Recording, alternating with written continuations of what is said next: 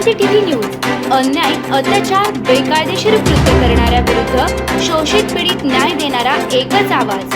Shivkranti TV Dinbandhu news. संपादक सत्यशोधक शंकरराव लिंगे.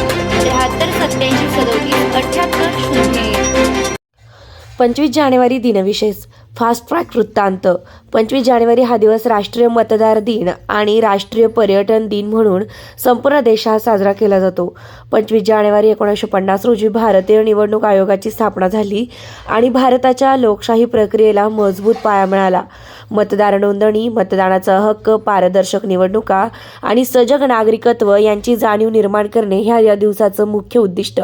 याच दिवशी राष्ट्रीय पर्यटन दिन साजरा होत असून भारताची सांस्कृतिक, ऐतिहासिक व नैसर्गिक संपन्नता देशविदेशात पोहोचवण्याचा संदेश दिला जातो.